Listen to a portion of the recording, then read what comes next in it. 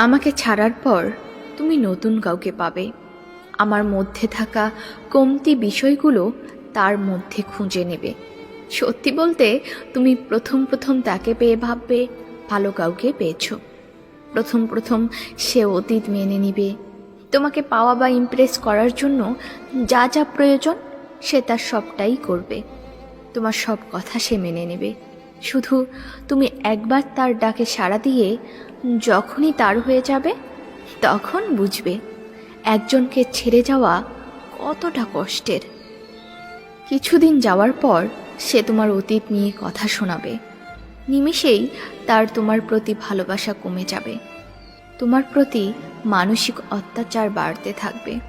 তারপর তার সাথে তোমার কিছুদিন যেতে না যেতেই তুমি আলাদা হতে চাইবে। সেদিন তুমি বুঝবে যাকে তুমি ছেড়ে এসেছো